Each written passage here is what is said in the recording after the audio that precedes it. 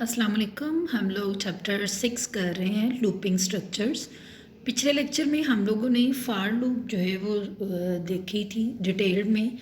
उसका जो है वो सिंटैक्स, वर्किंग, इसके अलावा फ़्लो चार्ट और एक प्रोग्राम जो है वो एज एग्जांपल हमने देखा था। आज के टॉपिक में हम लोग जो है वो प्रोग्राम्स करेंगे कुछ फार लूप के, जो मैं आपको साथ साथ जो है वो उनकी वर्किंग और डिस्क्रिप्शन बताऊंगी ताकि आप लोगों के लिए उनको अंडरस्टैंड करना जो है वो इजी हो।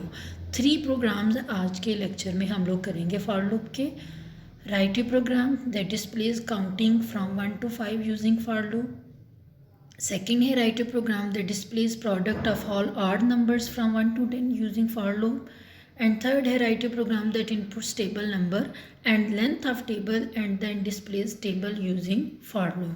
सबसे फर्स्ट वाला प्रोग्राम जो है वो भी हम लोग करते हैं और वो प्रोग्राम हमारा कौन सा है? write a program that displays counting from 1 to 5 using for loop। यहाँ पर हम लोगों ने चूँकि काउंटिंग डिस्प्ले करवानी है 1 से लेके 5 तक की, तो हम अपने प्रोग्राम को फॉर्मली जो है वो स्टार्ट करेंगे। ठीक है, हमने हेडर फाइल जो है वो यहाँ पे 2 इंक्लूड करवा दी, iostream.h एंड conio.h। उसके बाद मेन फंक्शन स्टार्ट किया और सबसे पहले एक इंटीजर वेरिएबल डिक्लेयर करवा लिया और उसको नेम दे दिया n का। कोई भी आप नेम अपने वेरिएबल का रख सकते हैं और उसकी डाटा टाइप इंटीजर होगी, क्योंकि हमने काउंटिंग डिस्प्ले करवानी है 1 से 5 तक, यानी कि 1 2 3 4 एंड 5, और वो इंटीजर वैल्यूज़ ही होंगी। उसके बाद हम फॉर लूप स्टार्ट करेंगे। फॉर लूप में हम 3 चीज़ें मेंशन करते हैं, इनिशियलाइजेशन के बाद जो है वो कंडीशन, और फिर हम इंक्रीमेंट या डिक्रीमेंट करते हैं। अब हम पहले ही डिसाइड कर लेंगे, चूँकि हम लोगों ने काउंटिंग डिस्प्ले करवानी है 1 से लेके 5 तक, इसका मतलब है कि हमारे वेरिएबल की इनिशियल वैल्यू 1 से स्टार्ट होगी। तो हमने इनिशियलाइजेशन क्या लिख दी? n = 1, ये इनिशियलाइजेशन होगी। उसके बाद सेमीकोलन लगाएंगे, फिर मेंशन करेंगे कंडीशन। चूँकि n की वैल्यू 1 से स्टार्ट हुई है और 5 तक जाएगी, तो हम लोग यहाँ पे इंक्रीमेंट करेंगे। ये चीज़ भी हमारी डिसाइड होगी, पहले 1 होगा, फिर n की वैल्यू में इंक्रीमेंट होकर क्या होगा 2 3 4 एंड 5 से आगे वैल्यू नहीं जानी चाहिए। इसका मतलब है कि जब हम कंडीशन बनाएंगे तो हमने कंडीशन क्या बनाई कि n की वैल्यू जब तक लेस रहे तब भी लूप चलता रहे, और जब इक्वल टू 5 हो तब भी लूप चलता रहे। यानी कि जैसे ही n की वैल्यू 5 से ग्रेटर होगी तो आपका लूप जो है वो टर्मिनेट हो जाना चाहिए। तो हमारी जो कंडीशन होगी n = एंड लेस देन 5, ये आपकी कंडीशन ट्रू रहेगी। n = 1 के लिए भी, 2 के लिए भी, 3 के लिए भी, 4 के लिए भी और 5 के लिए भी, क्योंकि 1 से लेके 4 तक जब n की वैल्यू रहेगी तो वो 5 से लेस रहेगी। जब उसकी इक्वल होगी तो फिर इक्वल कंडीशन जो इक्वल वाली है वो आपकी ट्रू हो जाएगी। तो हम लोग ये कंडीशन बनाएंगे, साथ हमने इंक्रीमेंट n++ लिख दिया, क्योंकि n की वैल्यू 1 के बाद आपने 2 करनी है तो वो इंक्रीमेंट होके ही होगी। सी आउट में आप सिंपली n को डिस्प्ले करवा देंगे और एंड एल्स यानी कि एंड ऑफ लाइन इसलिए लगाएंगे कि जब n की वैल्यू 1 है तो 1 प्रिंट होने के बाद वो न्यू लाइन पे जाए, इंक्रीमेंट हुआ, कंडीशन चेक हुई और फिर 2 प्रिंट करे, फिर न्यू लाइन पे जाके 3 4 एंड 5। तो इस तरह आपका ये प्रोग्राम जब रन होगा तो वो स्क्रीन पे 1 से लेके 5 तक काउंटिंग जो वो डिस्प्ले करवा देगा।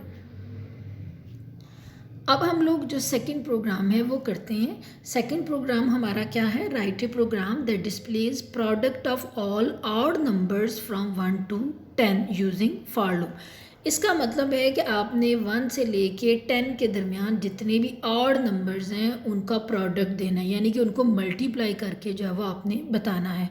जैसे आपने हम कहते हैं कि अगर 1 से लेके 10 तक नंबर लें तो कौन कौन से ऑड नंबर्स बनेंगे? हमारे पास 1 होगा, फिर 2 जो है वो इवन है, 2 को स्किप कर देंगे, फिर क्या बनेगा 3, फिर 4 को छोड़ के क्या आ जाएगा 5, देन 6 छोड़ के 7, 8 छोड़ के 9।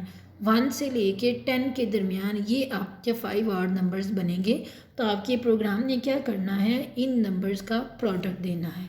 सबसे पहले हम क्या करेंगे? हम एक इंटीजर लेंगे और उसका नेम क्या रख देंगे? c। ये वेरिएबल आपकी फॉर लूप को कंट्रोल करने के लिए हम यूज़ करेंगे। ठीक है, एक और वेरिएबल लेंगे और उसका नेम प्रोडक्ट रख देंगे, ठीक है। और उसको इक्वल टू 1 हमने क्यों किया है, जब भी सम लेना हो तो सम के वेरिएबल के जो वो उसको डिक्लेयर करवाने के बाद उसमें ज़ीरो इनिशियली रख दिया जाता है, ताकि ज़ीरो में जब आगे कुछ प्लस किया जाए, जैसे 0 + 1 तो 1 बन जाएगा, 1 की वैल्यू पे कोई फ़र्क नहीं पड़ेगा। जब आपने प्रोडक्ट लेना हो तो आप उस वेरिएबल में इनिशियली 1 रख देते हैं, क्योंकि आपने फ़र्स्ट टाइम उस प्रोडक्ट में अगर 1 भी डाला है तो 1 1 से मल्टीप्लाई होकर 1 ही रहेगा, उस पर चेंज नहीं आएगा, ठीक है। उसके बाद फिर आप उसको 2 3 4 जिससे मर्जी मल्टीप्लाई करें, ठीक है। तो इसलिए प्रोडक्ट की यहाँ पे डेटा टाइप आप इंट भी रख सकते हैं, लॉन्ग इंट भी रख सकते हैं। तो प्रोडक्ट वेरिएबल को आपने 1 के इक्वल जो है वो इनिशियलाइज करवा लिया और एक सी वेरिएबल ले लिया। अब हम सी को आप एन का नाम भी दे सकते हैं जैसे पिछले प्रोग्राम में, ठीक है। आप सबसे पहले इनिशियलाइज करेंगे, चूँकि आपको पता है कि आपने 1 से लेकर 10 तक नंबर्स ही लेने हैं लूप के लिए, तो आप सबसे पहले इनिशियलाइजेशन में क्या करेंगे, सी इक्वल टू 1 कर देंगे। उसके बाद चूँकि आपकी वैल्यू 1 से लेकर 10 तक जाएगी तो आप कंडीशन क्या बनाएंगे, c less than equal to 10, यानी कि ये कंडीशन जब तक ट्रू रहेगी आपका फॉर लूप चलता रहेगा। जब तक c की वैल्यू 1 से लेकर 9 तक होगी तो वह लेस रहेगी, तब भी कंडीशन ट्रू होगी। जब c की वैल्यू इक्वल टू 10 होगी तो भी कंडीशन ट्रू होगी, लेकिन जैसे ही 10 से ग्रेटर जाएगी तो आपकी कंडीशन फॉल्स होगी और आपका कंट्रोल लूप में से बाहर आ जाना चाहिए, ठीक है। तो हमने कंडीशन क्या बनाई, c less than equal to 10। उसके बाद हमने यहाँ पे 1 से स्टार्ट किया और 10 तक जाना है, तो इट मीन्स हम इंक्रीमेंट ही करेंगे। लेकिन चूँकि हमने और नंबर्स लेने हैं तो इसलिए आप जो है वो इंक्रीमेंट 1 का करेंगे नहीं करेंगे बल्कि 2 का करेंगे, ठीक है। तो आप क्या लिखेंगे, c, अगर इंक्रीमेंट 1 का करना हो तो उसको c++ लिखा जा सकता है, ठीक है। यहाँ c इक्वल टू c+1, यहाँ पे 2 का करना है तो आप क्या लिखेंगे, c इक्वल टू c+2, यानी कि हर दफ़ा जो c की वैल्यू होगी उसमें 2 प्लस करके जो है वो उसको c में स्टोर करवा दो। पहला ऑड नंबर 1 है, दूसरा ऑड नंबर 2 नहीं होगा बल्कि 3 होगा। तो अगर आप 1 का इंक्रीमेंट करेंगे तो c की वैल्यू 1 के बाद 2 हो जाएगी, लेकिन आपने 1 के बाद 2 नहीं बल्कि 3 लेना है, तो आप इंक्रीमेंट कितने का करेंगे, 2 का करेंगे, ठीक है। उसके बाद अगली लाइन पे आपने क्या किया, आपने कंपाउंड वाली कंडीशन लगा दी, कंपाउंड ऑपरेटर वाली, प्रोडक्ट मल्टीप्लाई इक्वल टू सी। इसको आप वैसे भी लिख सकते हैं, प्रोडक्ट इक्वल टू, आप क्या लिख सकते हैं, प्रोडक्ट मल्टीप्लाइड बाय सी भी कर सकते हैं, ठीक है। ये पी मैंने वैसे लिखा, आप इसको फुल प्रोडक्ट लिख लेंगे। तो ये आपकी जो आपकी स्टेटमेंट है आप उसको इस तरह भी लिख सकते हैं, product equal to product multiplied by C. अगर ज्वाइन करके लिखना हो कंपाउंड ऑपरेटर तो product multiply equal to C भी लिखा जा सकता है, दोनों का एक ही मतलब है। इसका मतलब है कि जो भी प्रोडक्ट में ऑलरेडी वैल्यू पड़ी हुई है उसको सी की वैल्यू से मल्टीप्लाई करके पी में स्टोर करवा दो, ठीक है। पहली दफ़ा सी में 1 पड़ा हुआ है, प्रोडक्ट में भी आपने 1 स्टोर करवाया, 1 मल्टीप्लाइड बाय 1, तो पी में क्या चला गया, 1 चला गया। दूसरी दफ़ा अब एक ही अभी तक इंटीजर को आपने डील किया है तो 1 का प्रोडक्ट 1 ही आएगा। अब 1 के बाद उसकी वैल्यू क्या हो जाएगी, सी की 3 हो जाएगी। इसका मतलब है कि अब आपने पिछले नंबर को 3 से मल्टीप्लाई करना है। तो product equal to product multiplied by C, C में 3 पड़ा हुआ है, प्रोडक्ट में 1 पड़ा हुआ है, 1 मल्टीप्लाइड बाय 3, तो अब प्रोडक्ट में क्या चला जाएगा, 3 चला जाएगा। नेक्स्ट इंक्रीमेंट होके सी में क्या जाएगा, आपके 3 के बाद 2 प्लस किया तो 5 हो गया। अब इस 5 को आपने प्रोडक्ट में जो पड़ी हुई है वैल्यू उससे मल्टीप्लाई करना है, प्रोडक्ट मल्टीप्लाइड बाय सी, यानी कि 5 मल्टीप्लाइड बाय 3 क्या हो जाएगा, 15। इस तरह जब आपका लूप टर्मिनेट होगा तो प्रोडक्ट में 5 के बाद 7 9 इन तीनों का प्रोडक्ट आ जाएगा, यानी कि 1 multiplied by 3 multiplied by 5 multiplied by 7 multiplied by 9, तो प्रोडक्ट में वो वैल्यू आ जाएगी। अब यहाँ पे आपकी फॉर लूप की बॉडी में एक ही स्टेटमेंट है, ये आपने याद रखना है। फॉर के बाद प्रोडक्ट इक्वल टू सी वाली स्टेटमेंट उसकी बॉडी में आएगी। जो नीचे स्टेटमेंट है सी आउट इक्वल टू रिजल्ट, ये लूप की बॉडी में शामिल नहीं है। इसका मतलब है कि जब सारा लूप आपका एग्जीक्यूट होगा, प्रोडक्ट के बाद इक्वल टू सी के बाद हमेशा कंट्रोल ऊपर आएगा, अगेन नीचे, अगेन ऊपर। इससे बाहर तब आएगा जब लूप आपकी उसकी कंडीशन फॉल्स होगी, तो लास्ट में वो ये वाली स्टेटमेंट एग्जीक्यूट करेगा, टर्मिनेट हो जाएगा। तो रिज़ल्ट इज़, अब तक प्रोडक्ट में सारा रिजल्ट आ चुका होगा और वो उसको स्क्रीन पे प्रिंट करवा देगा।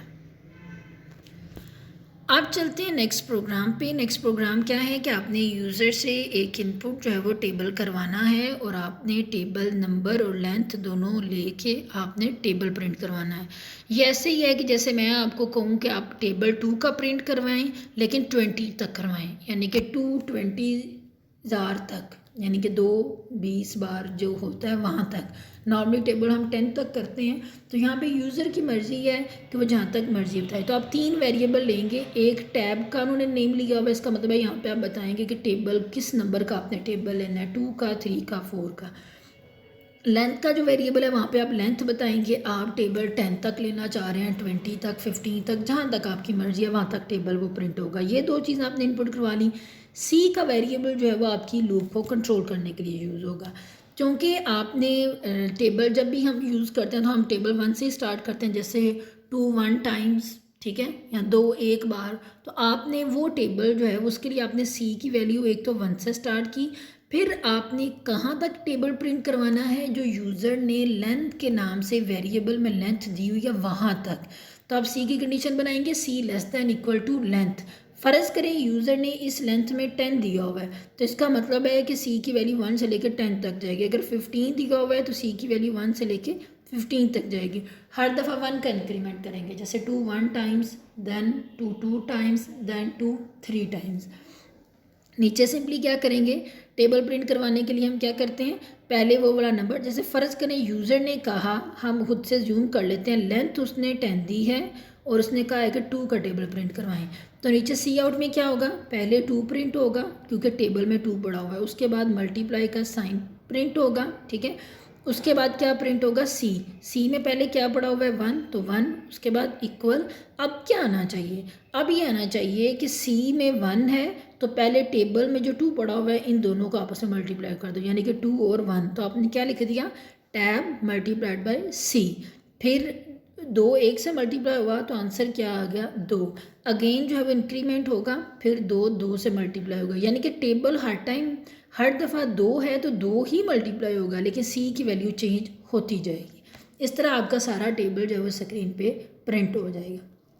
ये 3 प्रोग्राम्स आज के हमने क्लास में किए। कल इंशाल्लाह ताला हम अगले प्रोग्राम्स करेंगे। होप्स हो कि आप लोगों को जो है वो समझ आ गई होगी।